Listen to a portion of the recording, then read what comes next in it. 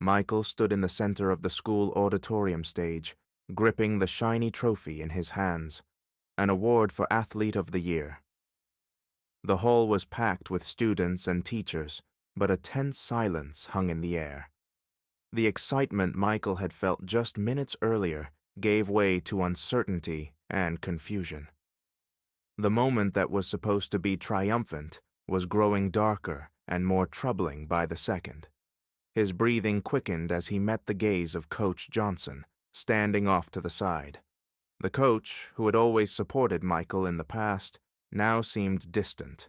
Gathered around him were several of his colleagues, whispering and glancing toward the stage. Michael could feel their eyes on him, sharp and searing like a blade. As the announcer declared Michael the winner, Coach Johnson stepped up to the microphone. His face was cold, and his voice firm as he said, "Of course, we should support the athletic achievements of our students, but I'm confident that some decisions were not based solely on sports performance, but rather, let's say, on political correctness." A murmur spread through the audience. Michael felt his heart pounding in his chest. Michael tried to stay calm, but inside he was torn by a sense of injustice. How had his success been called into question simply because he was black? He looked around the hall, and every glance felt suspicious to him. It seemed as though everyone was waiting for him to confirm the stereotypes, rather than celebrate his genuine victory. Two forces battled within him. One side screamed for justice, demanding answers, while the other urged patience and self-control. "Don't let them break you," he repeated to himself, but it felt weaker in the face of the pain and hurt that were eating him up inside. The next day, as Michael walked through the school hallway, he felt the eyes of his classmates on him. Just yesterday, they were congratulating him on his win, but after Coach Johnson's words, everything had changed. Now, each step echoed with doubt. Some students whispered behind his back, while others openly ignored him. In gym class, Michael overheard a group of his classmates discussing his victory. "Do you think he really deserved it?" He caught snippets of their conversation. His classmate Jake, who had always been his rival in training, sneered, "Of course not. They just had to pick someone. Political correctness, obviously." The comment hit Michael like a slap in the face. Those words stung deeply.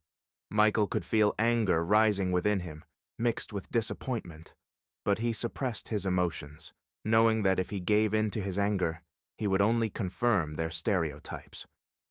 "Hey, Jake," he said quietly, walking over. "You know I earned that award just like anyone else." "Maybe," Jake smirked, "but some people here clearly have privileges." Michael wanted to respond, but he held back. He realized that no words would change the minds of those who had already made their biased judgments. The world he had once filled with friendships and support had become a battlefield, and he stood alone. But instead of retreating, Michael made a decision.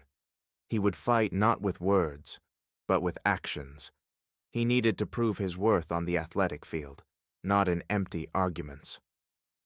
Late that evening, Michael stood alone on the stadium track, long after everyone else had gone home. The empty stands and soft glow of the moon were his only companions. A cool breeze hinted at the coming fall. Michael looked around, searching for meaning and support in his solitude. Every day since the incident with the coach, he felt the weight of growing mistrust and racism. Thoughts spun in his head about how his achievements were being devalued because of the color of his skin. But with this realization also came the understanding that the world wouldn't change unless he made the first move toward change. He remembered all the training sessions, all the effort he had poured into running. He remembered the moments when his muscles screamed in exhaustion, but he kept pushing forward. He had dreamed of the day when he would be rewarded for all his hard work. And now that the moment had arrived, it brought none of the satisfaction he had imagined. Michael slowly stepped onto the track and began to run. Each step reminded him that this was his way of proving to himself and the world his worth. He ran not just for himself, but for all those who, like him, faced injustice and racism. With each step, his legs grew heavier, but his determination grew stronger. "I won't let them break me," Michael whispered through labored breaths as his body pushed to its limits. He knew this was just the beginning of his journey. A marathon lay ahead, not just a race, but a lifelong journey full of struggles and challenges. But at that moment, he made a promise to himself that no blow of injustice would make him back down. This marathon would be his proof that he was stronger than prejudice, and that his success was earned through hard work, not handed out by the system. Michael walked through the school corridor, feeling the eyes of his classmates on him from all directions. The atmosphere, once friendly and full of chatter about weekend plans and training sessions, was now heavy with silence. People spoke in whispers, as if his success had become a forbidden topic. This silence, filled with distrust and judgment, weighed on him like an impenetrable fog. He glanced toward his locker, where a few boys from his class exchanged brief comments. Their eyes met his for a moment, then quickly darted away. Michael overheard fragments of their conversation. Unfair. He didn't deserve it, and each word chipped away at his confidence like a hammer to thin glass. Over the past few days, the atmosphere around him had changed, and it was difficult. Michael had always prided himself on earning the respect of his peers through hard work and determination, but now it all felt meaningless. Maybe I didn't deserve it. The thought flashed through his mind. These doubts were like poison, seeping in and eroding his belief that his success was the result of his own efforts. But each new malicious comment, each judgmental glance, ignited new sparks of defiance within Michael. He knew he couldn't give up. He had chosen this path, to keep moving forward despite the obstacles, refusing to yield to stereotypes or injustice. By the end of the school day, Michael felt drained, as if he had been battling not only others, but himself. His inner world was torn apart. On one hand, he wanted to prove his worth, but on the other, the fatigue from the constant fight was beginning to take its toll. He realized that people who had once been his friends were now distant strangers. Their silence, their cold looks, hurt more than any words. But that silence was also an answer, one filled with racism and misunderstanding. The next day, Michael arrived at practice as usual. He knew that many of his classmates would still act coldly toward him, but he didn't expect the situation to escalate so much. As he approached the sports field, he noticed a group of boys from his team quietly talking amongst themselves, throwing sidelong glances his way.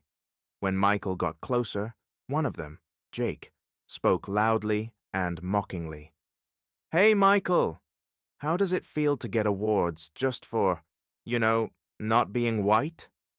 Michael stopped, anger flaring in his chest. He could feel his heart pounding, his hands balling into fists. He wanted to shout, to ask Jake how he could be so cruel, knowing how hard Michael had worked for his achievements. But Michael knew that any display of anger would only confirm the stereotypes Jake and the others used against him. He took a deep breath and, trying to stay calm, replied, "I earned it. You saw how hard I trained." Jake just smirked and turned away, continuing to joke with the others. Michael felt the anger eating him up inside, the injustice of the situation squeezing his heart, but at the same time, he realized that this was exactly what they wanted, to provoke him, to make him snap, to prove he couldn't control his emotions. Instead, he decided to show his strength through self-control. They want me to lose it, Michael thought, watching Jake deliberately try to provoke him. But I won't give them the satisfaction. Michael continued with the practice, gritting his teeth but hiding his emotions. He knew that fighting injustice wasn't just an external battle, but an internal one as well. He had to fight with himself, resisting the urge to respond to the insults. And although it was difficult, he was sure of one thing. His strength lay in patience and resilience. By the end of practice, Michael felt exhausted, not so much physically as emotionally. He knew that his restraint had played its part, but the emotional fatigue had taken its toll. In the locker room, no one paid him any attention, as if his presence had become invisible. Even those who had supported him before were now silent. As everyone started to leave, Jake approached him again, this time with a more malicious grin on his face. "Listen, Michael, do you really believe you deserved that award? Or are you just lucky that everyone's trying to look politically correct?" Michael froze for a moment, but this time he didn't feel anger or hurt.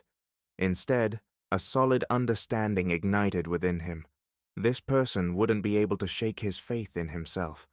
He looked Jake straight in the eyes and calmly replied, "You can say whatever you want, but I know I earned it through hard work, and it seems like you need to figure things out for yourself."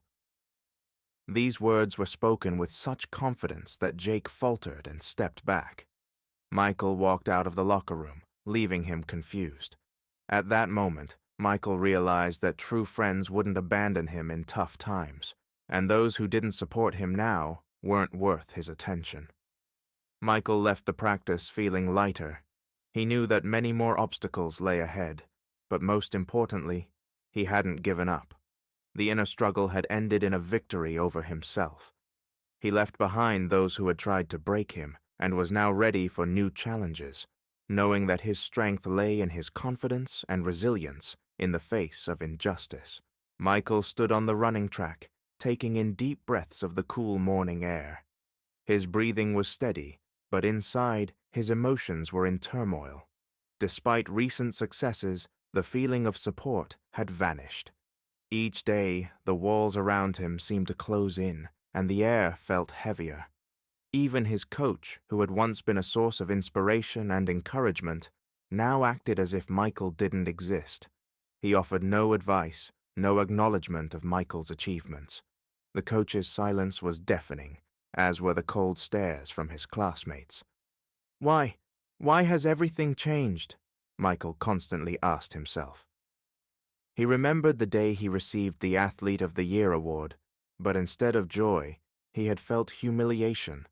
Since then, everything had shifted. The atmosphere around him had grown hostile, and his friends had begun to distance themselves. Michael tried to keep training despite this. He knew that the upcoming marathon was his chance to show everyone that he deserved his success, that his victory wasn't just a matter of political correctness. But each morning, as he stepped onto the track, he felt the weight of isolation growing heavier. His thoughts and feelings were jumbled, reminding him that the support he had once counted on was gone. The first few laps came easily, but then his muscles began to ache with fatigue, and his doubts grew louder. Maybe they're right. Maybe I really didn't deserve this. But every time the doubt started to win, the image of Coach Johnson, the man who had devalued his accomplishments, flashed before his eyes. In that moment, anger and determination surged in him again, giving him the strength to keep running. He knew he had to keep going, even if no one believed in him. Michael was halfway through another run when his legs began to give out beneath him. Exhaustion gripped his body, but he didn't allow himself to stop. On the horizon, he saw a few classmates who, upon spotting him, began exchanging glances and whispers. He could see them laughing and talking, pointing in his direction. Their taunts reached him like poison. "Hey, Michael, tired of proving you're not just a lucky winner?" One of them, Jake, his old rival, shouted. "Or do you think the marathon is about political correctness, too?" Michael felt his entire body tense. The words were so sharp that, for a moment, he slowed down. He stopped and took a deep breath, feeling every cell in his body scream with exhaustion while his mind filled with doubt. Why do I keep going? He thought.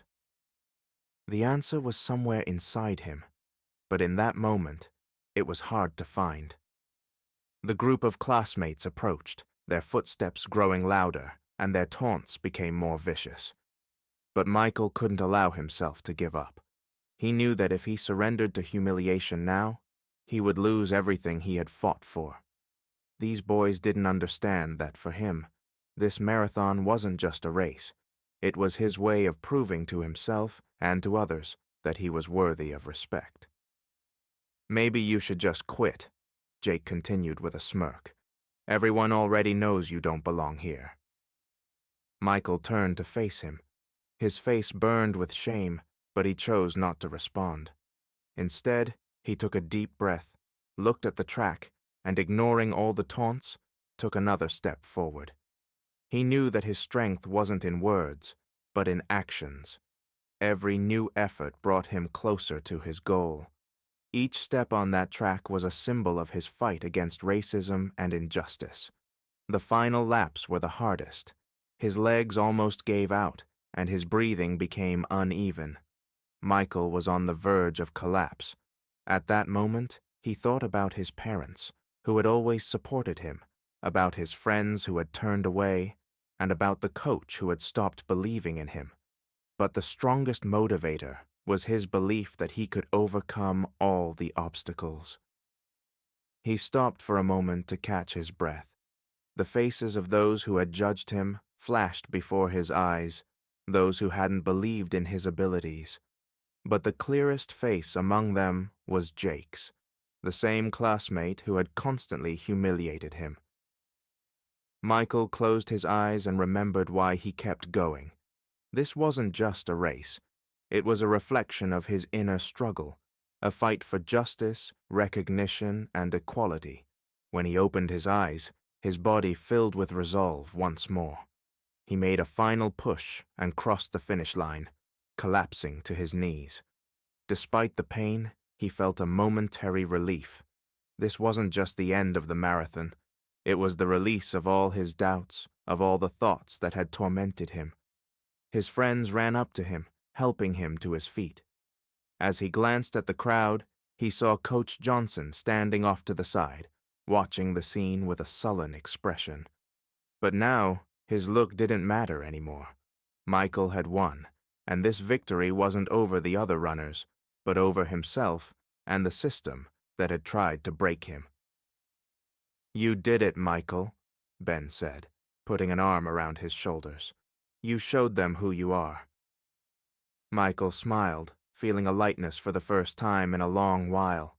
He realized that the true victory wasn't in finishing first, but in not giving up, even when everything seemed against him. Michael was sitting in the school library, absently flipping through the pages of a textbook, when he heard a familiar voice. It was Ben, his friend from elementary school. They hadn't seen each other in several years, but instantly recognized each other. Meeting each other's gaze, they exchanged smiles that instantly softened the surrounding tension. "Michael, I didn't think I'd see you here," Ben said as he approached. "Ben, you're the last person I expected to see." Michael stood up and hugged his friend, as if part of his old memories came alive in him. The years had changed them both, but what had connected them in childhood seemed to remain the same, a strong friendship built on mutual support and respect. Michael was happy for this unexpected reunion, but deep down, the weight of recent events still lingered. The feeling of loneliness and rejection hadn't left him, and it seemed like he had become a stranger even among those who were once close. "I heard you've become a real star in sports, but I also heard it's not been easy for you," Ben said, sitting down next to him. His words carried sincere concern, which touched Michael. Michael nodded, feeling heavy thoughts rise to the surface again. He wanted to share his feelings, but didn't know where to begin. "Everything's changed, Ben. People, they look at me like I'm an outsider. Even those who used to support me now talk behind my back. The coach, too. He thinks my victory wasn't because of my hard work, but just for the sake of political correctness. Michael's voice held hurt. Ben listened to his friend attentively, his eyes darkening with anger and understanding. I know that feeling, Michael. My family and I went through the same thing. We've always been judged by our appearance, not by our actions. My father told me how he was denied a job just because he's black. It's hard, but you're not alone. I'll help you. Together we can get through this. These words lit a new spark in Michael. Ben had always been someone he could rely on, and now that support was especially important. Michael realized that he no longer had to fight alone. Friends like Ben would help him bear this burden. The next day, Michael and Ben met at the stadium. It was their first run together in a long time, and Michael felt his body begin to release the weight of loneliness. Ben proved to be an excellent partner. He not only supported Michael emotionally, but also helped him improve his running technique. You need to learn not just to run faster, but also to conserve energy. Don't give it all at the start, Ben advised as they completed another lap.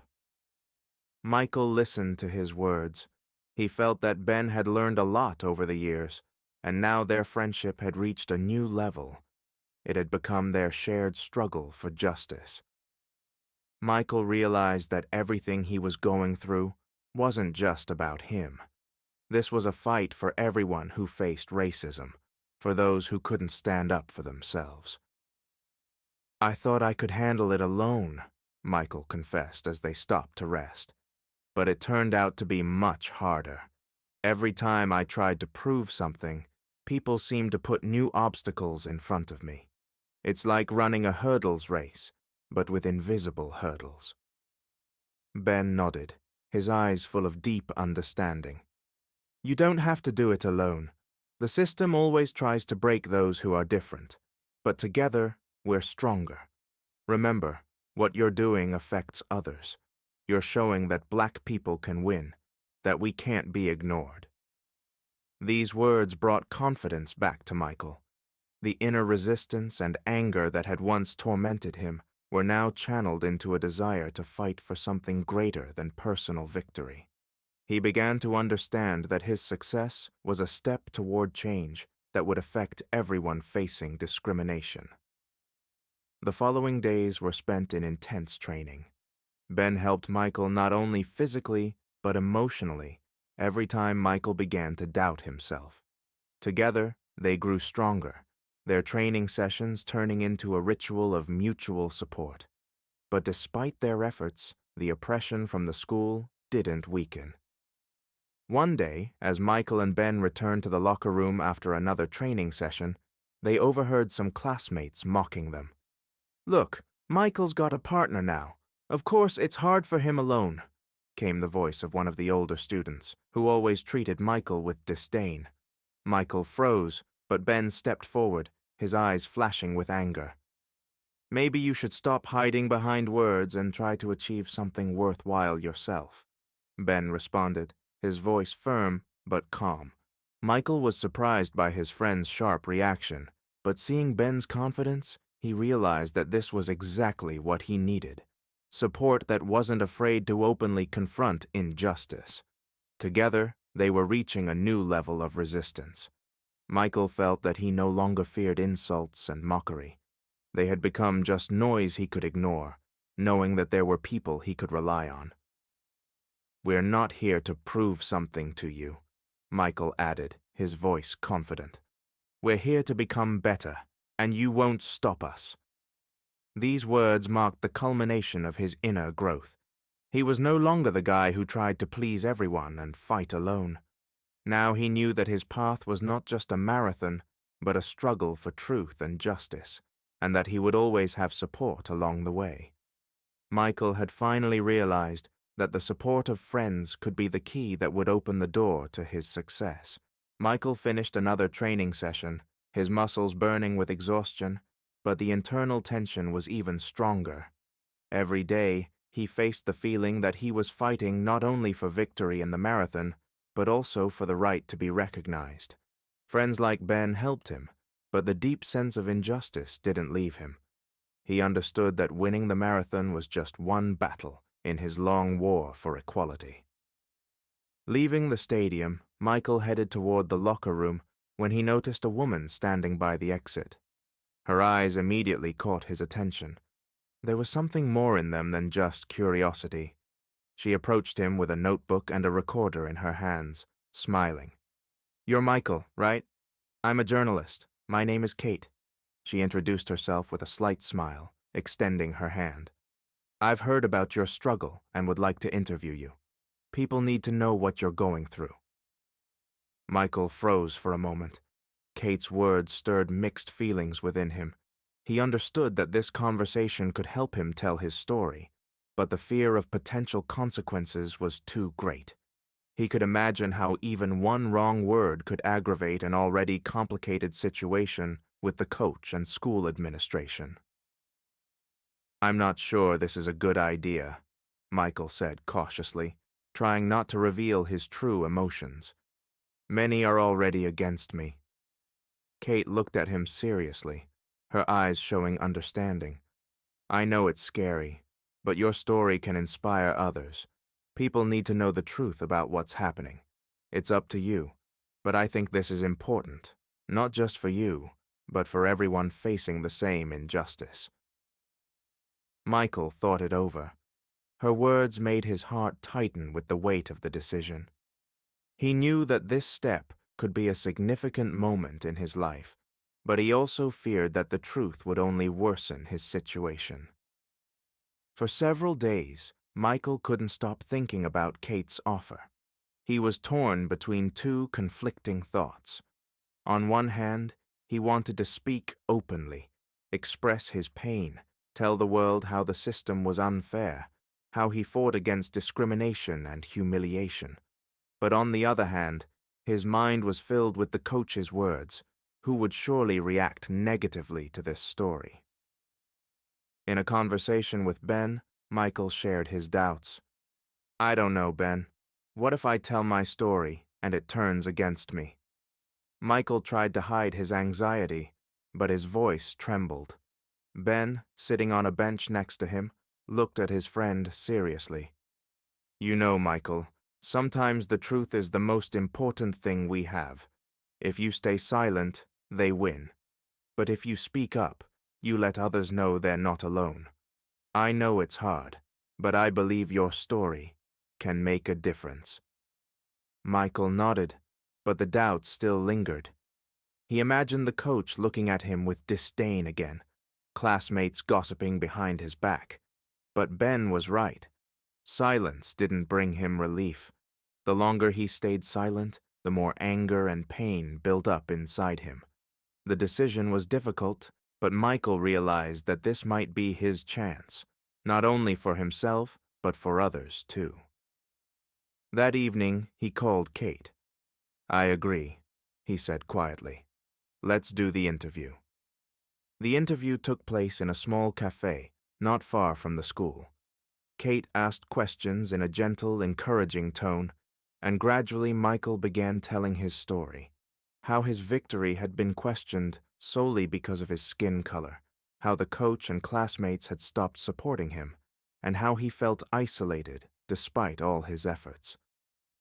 "It's not just about sports," Michael said, staring into the cup of coffee he was turning in his hands.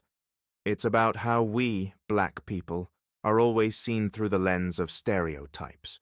I've put so much into these trainings, but all they see is my skin color." Kate wrote down every word he said, and Michael felt the weight on his shoulders easing with every sentence. It was a strange feeling, as if someone was finally listening and understanding him. He spoke not only about himself, but about those who, like him, faced racism. A few days later, the article was published. It spread through school chats, and soon the whole school was discussing it. Opinions were divided. Some supported Michael, while others claimed he was exaggerating. But the main reaction was a storm of discussions. People who had once been silent began to speak. Even teachers whispered about the article behind closed doors, trying not to show their true stance. When Michael saw Kate at school, a week after the article was published, she approached him with a smile. "You did it, Michael. Now people know the truth." He smiled back at her, but deep inside, the worry remained. He had now become more than just a runner. He had become a voice against injustice, and it was both a blessing and a curse. He knew that now his fight was not just his own, but a battle for those who stood by his side. This realization gave him strength, but also placed new responsibilities on his shoulders. Michael sat on the edge of his bed, deep in thought. It was already getting dark outside, and the dim light of the setting sun cast long shadows on the walls of his room. Since the article about his fight against racism was published, the tension at school had become palpable. Coach Johnson distanced himself even more, never missing a chance to make sarcastic comments during practices, and classmates now openly looked at Michael with disdain. They accused him of airing the school's dirty laundry and painting it in a negative light. Michael knew that publishing the article was a risky move, but he hadn't expected this kind of reaction. It seemed that he had become a symbol of something foreign and unacceptable to those around him. They no longer saw him as an athlete, as an equal. Now he was someone who had challenged the established rules, and rules didn't like to be broken. Doubts seized his mind. Was it worth it? Inside him, there was a battle between the desire to keep fighting and the urge to retreat, to step back. He saw how every day his classmates distanced themselves from him more and more, how the coach's words grew harsher, and this slowly but surely eroded his confidence in the rightness of his choice. The only place where he could find solace was his room. This space was free from criticism and hostile looks, but even here, his thoughts wouldn't leave him alone. He realized that the question was no longer whether he should continue, but whether he had the strength to do so. In the evening, Michael left his room and went to the kitchen, where his mother was preparing dinner. Her calm presence always brought him inner peace. She, like him, had faced racism and injustice in her life, and Michael knew that she would understand his feelings better than anyone. "How are things at school?" she asked without looking up from chopping vegetables, though her voice betrayed concern. Michael took a deep breath and sat down at the table, lowering his head. "It's bad, Mom. It feels like the article only made things worse. The coach is angry, and the kids are blaming me for tarnishing the school's reputation. I'm not sure I can keep going." His mother stopped and turned to him, looking into his eyes. "You knew it wouldn't be easy, Michael," she said softly, sitting next to him. "But that doesn't mean you should give up. Your father and I have faced similar things all our lives, and each time we had to choose, give in or keep fighting. We chose to fight." Michael nodded, his thoughts swirling around his mother's words. He recalled his father's stories about being denied jobs because of his skin color, how his mother lost opportunities due to prejudice, but they had never given up. "Remember," she added, placing a hand on his shoulder, "your fight is not just for you. You're fighting for those who will come after you. You're showing people that they can't stay silent when faced with injustice." These words sank deep into Michael's soul. He realized that everything he was going through had a deeper meaning. This fight was not just about his personal successes or failures. It was about showing others that they weren't alone in their battles. His parents had lived this struggle throughout their lives, and he needed to continue this legacy. The next morning, Michael woke up with renewed determination. He felt something had changed inside him. His mother's words had awakened an understanding that his actions had wider consequences. He was no longer alone in his fight. Behind him stood a family that had gone through similar hardships, and their experience was his foundation. At school, He was once again met with cold stares and whispers, but this time Michael didn't let these things break him. He no longer saw them as threats. They were challenges he was ready to face. During practice, Coach Johnson continued to ignore him and make snide remarks, but Michael no longer reacted as sharply. He knew that continuing to fight was his choice, and that choice gave him strength. "Do you really think you can win this marathon after everything that's happened?" Johnson sneered during the warm-up. Michael met his gaze but didn't respond. Inside, he understood that his path was no longer determined by the coach's or his classmates' opinions. He knew that his goal wasn't just to win the marathon, but to prove that he had the right to be who he was. After practice, Michael stayed at the stadium and began running extra laps. Each step was a symbol of his resistance, each lap a step toward his victory. He couldn't know what the marathon result would be, but now he was sure that his fight wasn't in vain. He was running not just for himself. He was running for those who faced the same struggles, for those who needed an example of strength and resistance. This realization gave him the strength to keep going. The day of the marathon arrived. Michael woke up early, before the sun had risen over the horizon. The room was dimly lit, and the only sound was his own breathing, which at that moment seemed incredibly loud. Inside, emotions were raging, a mix of excitement, fear, and anticipation. He had been preparing for this day for a long time. Every day of training, every moment of pain and doubt had led him to this final test. Sitting on the edge of the bed, Michael closed his eyes, trying to calm his thoughts. He knew this was more than just a sports competition. This marathon symbolized his fight for justice, for the right to be recognized not just for his skin color, but for his abilities.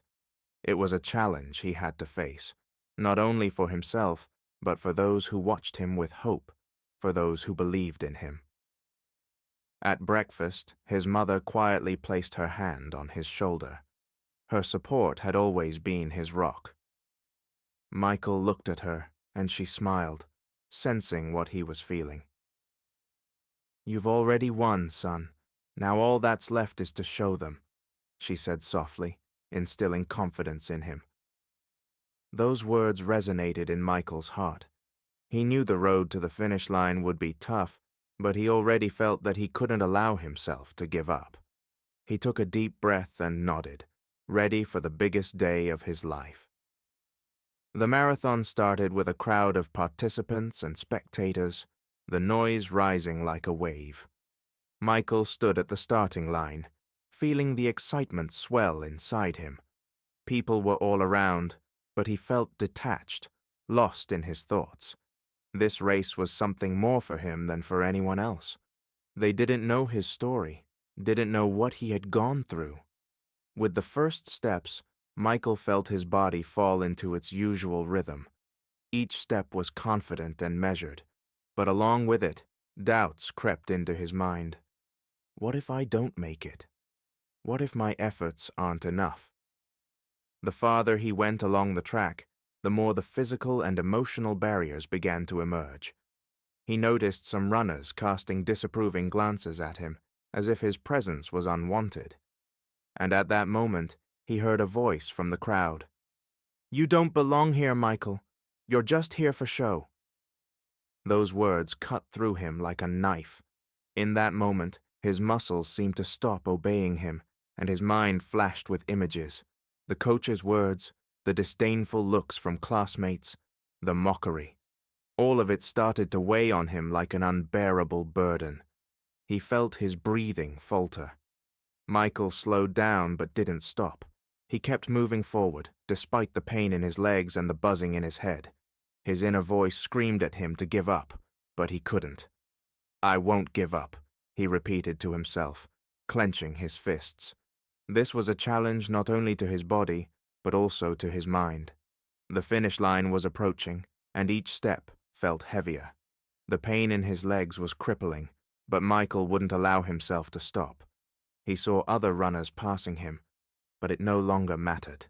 He knew that his battle wasn't a race for first place, but a fight against himself and his doubts. Seconds stretched like hours.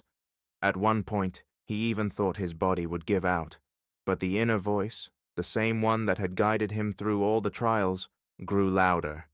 You can't stop. You have to make it to the end. When there was just a little distance left to the finish, he heard cheers of support. It was his friends, Ben and others who had come to cheer him on. That gave him renewed strength. Gritting his teeth, Michael pushed into a final sprint, feeling his entire body scream with exhaustion. He crossed the finish line, collapsing to his knees, and despite the pain, he felt the inner tension release. This wasn't just the end of a marathon. It was liberation from all the doubts, from all the thoughts that had plagued him. His friends ran up to help him to his feet. Glancing at the crowd, he saw Coach Johnson standing off to the side, watching grimly. But now his gaze no longer mattered. Michael had won, and this victory wasn't over other participants, but over himself and the system that had tried to break him. "You did it, Michael," Ben said, wrapping an arm around his shoulders. "You showed them who you are." Michael smiled, feeling light for the first time in a long while.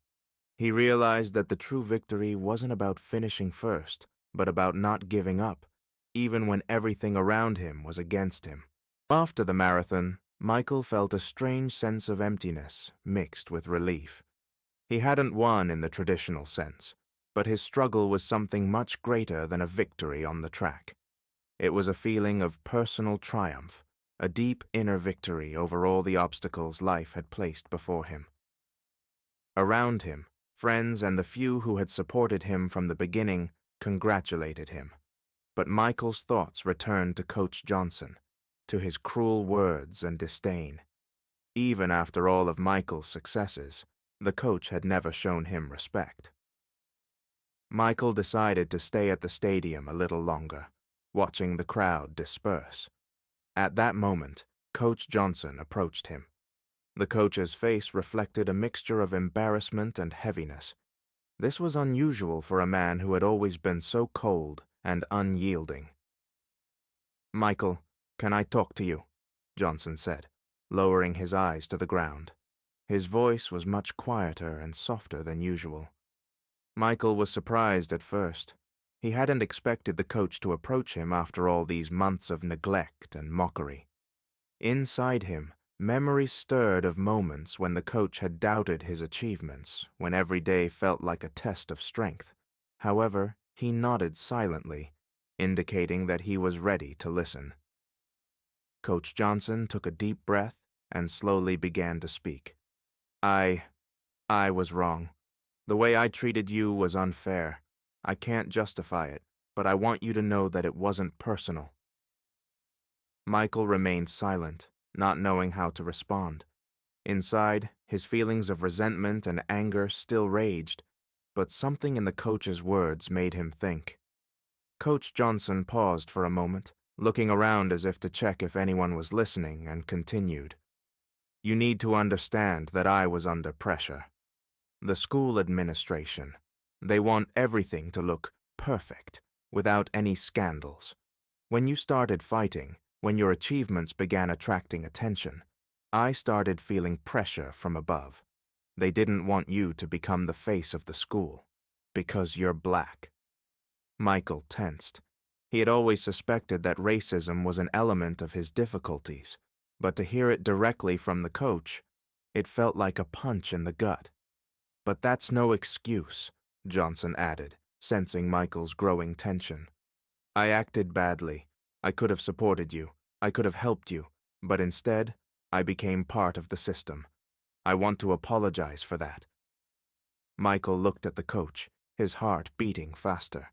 The resentment still pulsed within him, but now it was mixed with an understanding that his coach was also a victim of the system he lived in. But is that an excuse? Could external pressure be a reason to treat someone unfairly? "Pressure?" Michael asked quietly, looking directly into Johnson's eyes. "And that's your excuse? What did they tell you from above? What about what you saw with your own eyes? You saw how I trained, how I gave my all. Was that pressure too? Johnson froze. A shadow of shame crossed his eyes. No, you're right. I saw that you put your heart into your training, and I allowed that pressure to break me, to make me believe that you didn't deserve what you achieved. I know I was wrong. These words echoed in Michael's soul. He felt an inner conflict. He wanted to reject the coach's apology, but at the same time, he understood that every person makes mistakes. Michael stood before a difficult choice. He could leave everything as it was, not forgive Johnson, and that would be perfectly fair. The coach had made many mistakes, destroyed trust, and supported a system that had always been against people like Michael. But on the other hand, forgiveness wasn't weakness. Michael began to realize that forgiveness could be a form of liberation, not only for Johnson, but also for himself. You know, Michael began after a long silence, I've been fighting not just with you, but with the system that was set against me.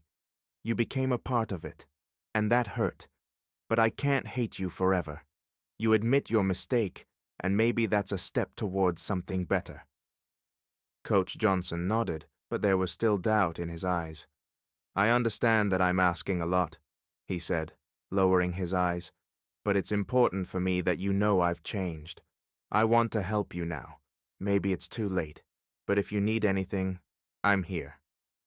Michael smiled, though faintly. Forgiveness isn't something you can buy with words, Johnson, he replied quietly, but I accept your apology.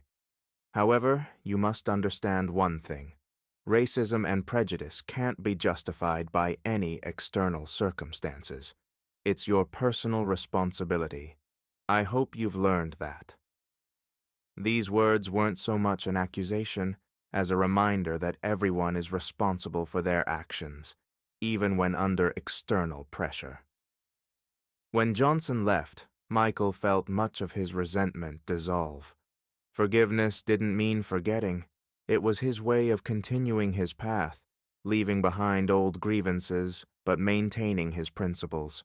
He knew this fight wasn't over, but now he was ready for new challenges with even greater confidence in his righteousness. After Michael crossed the marathon finish line, his life changed in an instant. He was no longer just a schoolboy fighting for recognition. Now he had become a symbol, a person who had challenged the system and won, despite all the obstacles. Publications about him spread across the internet, and soon offers for interviews and university invitations began pouring in. Every day, he opened his email and found new letters from journalists and university representatives. On the one hand, this was the recognition of his achievements that he had long sought. But on the other hand, it was unexpectedly heavy. Now everyone saw him not just as an athlete, but as an activist, a leader who had to bear the responsibility of fighting against racism and injustice. Michael felt this pressure and didn't know if he was ready to handle it. In the morning, while having breakfast in the kitchen, his mother gently asked, "How are you feeling? This is a big change for you. Are you ready for it?" Michael set down his spoon and looked thoughtfully at his mother. "I don't know, Mom," he admitted. "I never wanted to be anything more than an athlete, and now everyone sees me as someone who has to speak for others. I'm not sure I'm ready for that." His mother leaned closer, placing her hand on his shoulder. "Your struggle has already inspired many, but you don't have to do it alone. You can continue to be who you want to be and speak up when it's important to you." These words gave Michael some relief, but deep down, the uncertainty remained. He knew new challenges lay ahead, and the fear of making mistakes tormented him. Michael accepted an invitation for an interview with local media, hoping it would help him make sense of what was happening and express his thoughts. But as soon as he was in front of the camera, the fear returned. The host asked him a direct question. "Michael, you've become a symbol of the fight for Black athletes' rights. What do you think about this? What changes would you like to see in the sports system?" This question caught him off guard. He was ready to talk about his experience, about how he fought for recognition, but being placed in the role of an activist who had to suggest changes to the system was overwhelming. I think a lot needs to change, he began, trying to speak confidently, but inside he felt anxiety growing. Sports should be equal for everyone, and skin color shouldn't be a barrier. But I'm not an expert on how to change the system. I just want everyone to have equal opportunities, as I fought for mine.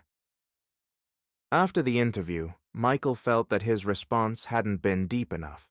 He didn't know if he had expressed his thoughts clearly. He wasn't a politician or public figure. He was an athlete who had fought injustice in his own life, but didn't know how to change the entire system. When he returned home, his friends and family reassured him, saying that he had said the right things. But deep inside, Michael felt he needed to come to terms with his own feelings and expectations. Several weeks later, Michael received an invitation to speak at a conference on the rights of Black athletes. This was an important moment in his life. He knew there would be many people waiting for clarity and determination from him. Michael spent a long time preparing for this speech, mentally rehearsing his words and trying to understand what he really wanted to say. When the day of the conference came, Michael walked onto the stage, feeling how every step echoed loudly in his mind. The audience was waiting, but inside, his uncertainty still boiled. He looked at the faces of the people in the hall and realized that they were all waiting for words from him that could influence their future. Michael took the microphone, and for a few seconds, the hall was silent. "I'm not a politician," he began, his voice slightly trembling. "I'm not someone who has all the answers to questions about how to change the system. But I do know one thing. We can't stay silent when we see injustice. When I fought for my place in sports, I realized that this fight isn't just for me. It's a fight for every one of us." Michael paused, looking into the faces of those sitting in the front row. "I know many of you have faced the same challenges I have. Many of you have faced injustice simply because of your skin color. But if we unite and fight together, we can change this system. It may take time, but every step forward is already a victory." The hall erupted in applause. Michael felt the weight of responsibility beginning to lift. He didn't have to know all the answers, but he knew one thing. He would fight for equality to the end. This was his path, and he was ready to walk it, despite the difficulties. Michael stood by the window of his room, looking out at the street, deep in thought. After the conference where he spoke about Black athletes' rights and the fight against racism, his life changed again. Now, his words weren't just being discussed. They were starting to have a real impact. In the news, he was being called the new voice of the younger generation, and activists praised him for his courage. But with this praise came a feeling of weight. Michael understood that every word he spoke now mattered. Every action would be under close scrutiny. He felt on edge, as if a new enormous responsibility had fallen on his shoulders. He was no longer just an athlete, but a leader whose words could change the lives of others. Michael realized that his actions now affected those who, perhaps, didn't even know him personally, but saw in him a symbol of resistance and struggle. This pressure wouldn't let him go, forcing him to think through every step over and over again. "Am I ready for this?" he wondered. His heart raced as he imagined how his words might inspire, or conversely, harm others. One wrong move, one mistake, and all his efforts could be for nothing. These thoughts scared him, making him feel vulnerable. Michael sat at his desk and picked up an invitation to participate in a new campaign. This initiative aimed to improve sports conditions for Black students, and it was supported by many influential people. At first glance, This was exactly what he had dreamed of, a chance not just to talk, but to actually change the situation. But deep in his soul, something kept him from agreeing so easily. A few days later, Michael met with the campaign organizers. In the conference room where they discussed the plans, everything looked impressive. Serious people in suits, ready to invest money in improving sports programs, and proposals to create new opportunities for black students. Michael listened to their words, but inside, doubt was growing. Something didn't feel right. "We're confident that your support will bring even more attention to us," one of the organizers said confidently, a middle-aged man with a sharp voice and a cold gaze. "You've already proven your commitment to fighting for rights, and your fame will help us take this project to a new level." Michael nodded, but his thoughts wandered elsewhere. He had already heard about some of these sponsors. Behind their generous offers lay questionable business schemes and ties to companies that had been repeatedly accused of unfair treatment of workers. Michael felt cornered. On the one hand, this campaign could change the lives of many black students. On the other hand, he couldn't ignore his doubts about the moral integrity of these people. Later, when Michael was alone with himself, he realized he faced a difficult choice. If he agreed, his name would be associated with people whose values he didn't share. This could seriously damage his reputation. But what worried him most was the thought that he might become part of the system he had criticized. But if he refused, he would miss the opportunity to really help those who needed it. Michael couldn't sleep for a long time. He tried to find the right answer, balancing between opportunities and principles. He knew that agreeing would bring him new opportunities, career growth, and the support of influential people. But at the same time, his inner voice wouldn't let him rest. He saw two paths before him, the path of easy gains or the path of staying true to his beliefs. The next day, Michael made his decision. He met with the campaign organizers and said directly, "I'm grateful for the offer, but I can't agree. What you're doing is important, but I can't work with people whose principles don't align with mine. I believe that real change requires honesty and moral integrity, and if I go against my beliefs, I'll be betraying those who look up to me with hope." The room fell silent. The organizers looked at him in surprise, and some even in frustration. They hadn't expected this answer. "Are you seriously willing to pass up this opportunity?" one of them asked, hiding his displeasure. "This is a chance to change everything. Isn't that what you're fighting for?" Michael nodded. "Yes, I'm fighting for change, but it has to be the right kind of change. If I lose my principles for quick success, I'll lose the very meaning of my fight." When Michael left the building, he felt a sense of lightness. His decision hadn't been easy, but he knew he had done the right thing. He realized that the fight for equality wasn't just about actions, but about staying true to oneself. Change couldn't be achieved at any cost.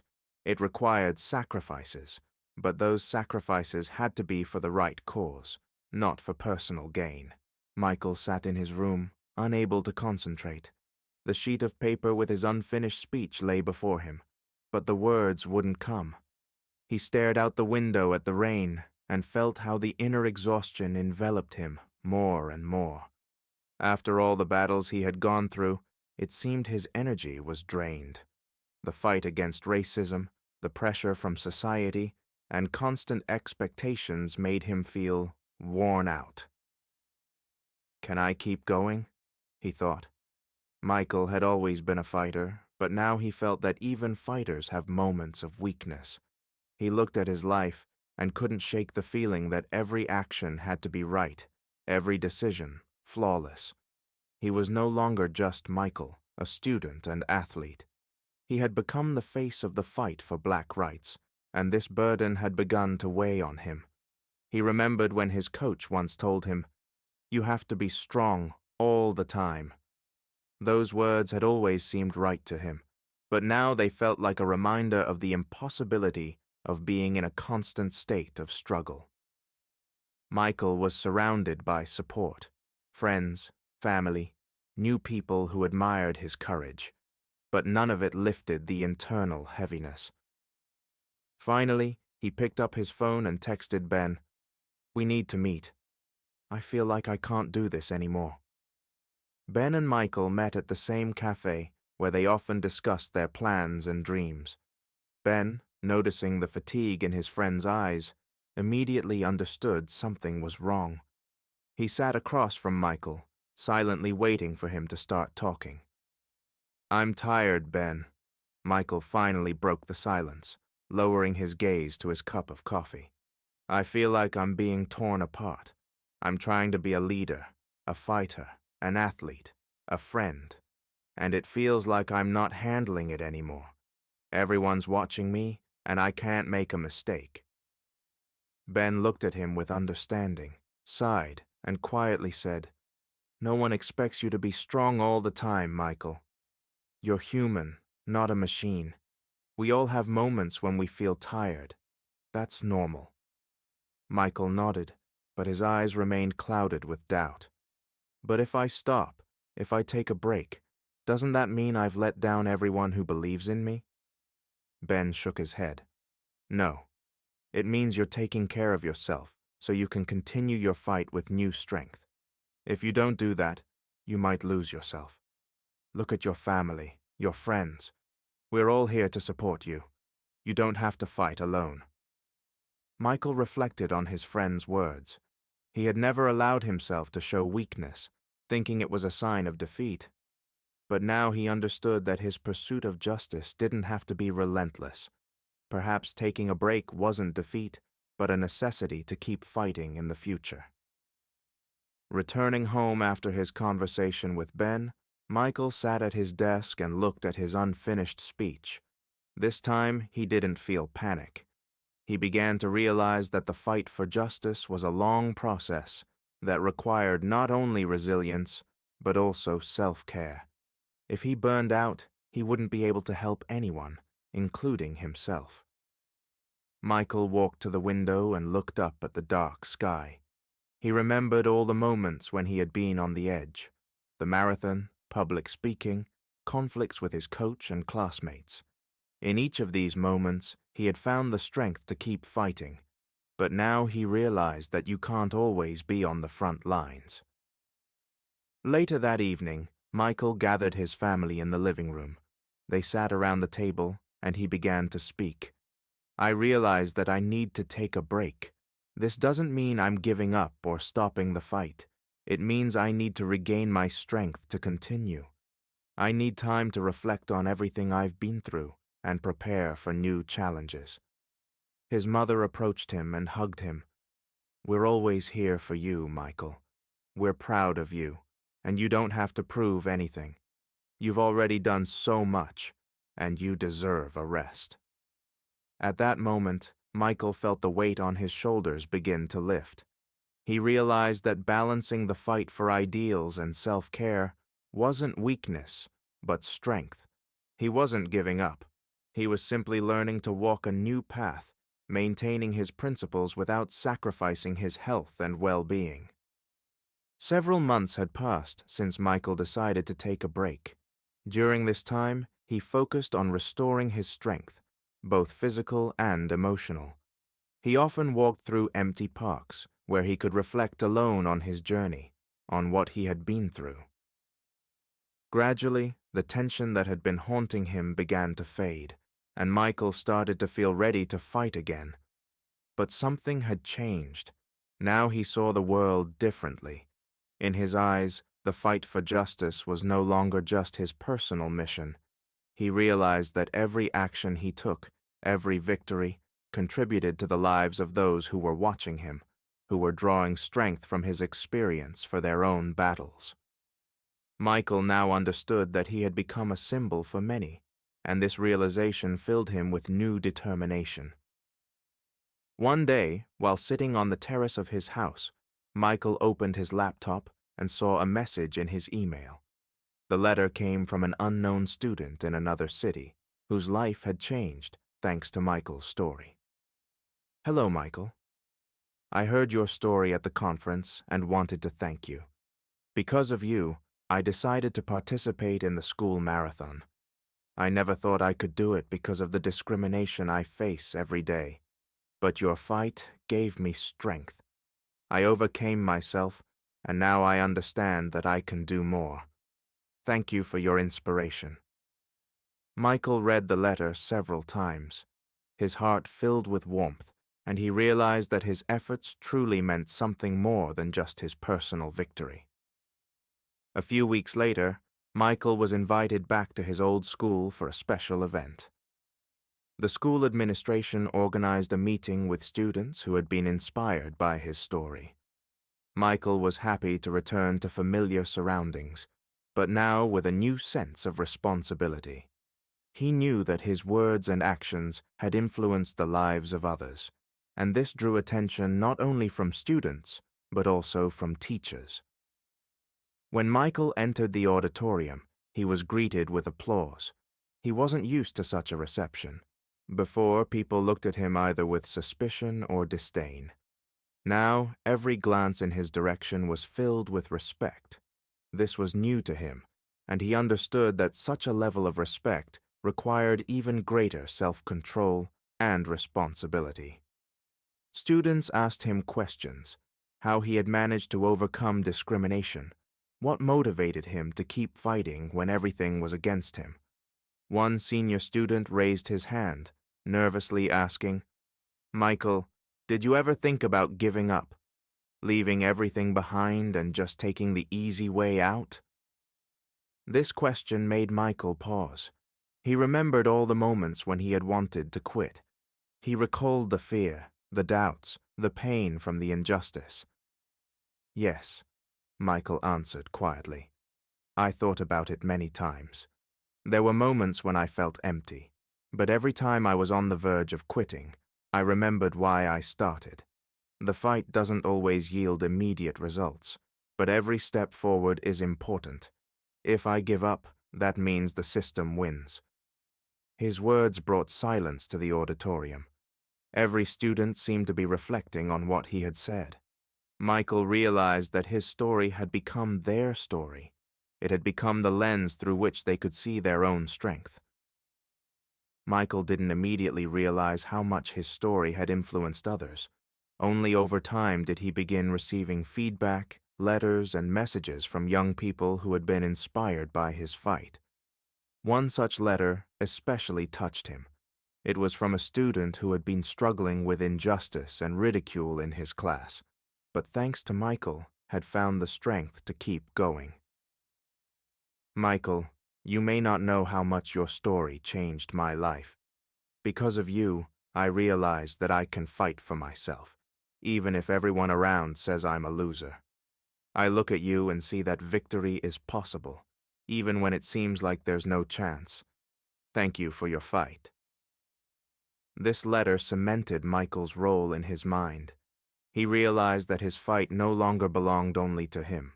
Now it was his legacy, an inspiration for others, those who faced injustice and discrimination. Michael sat down to respond to the letter. His words were simple but filled with meaning. "Never give up. Your fight matters. Remember, every step forward is already a victory. I believe in you." After sending his reply, Michael felt at peace. He realized that he had left a mark not only in his own life, but also in the lives of many others. His story had become part of their fight, and that was his true legacy.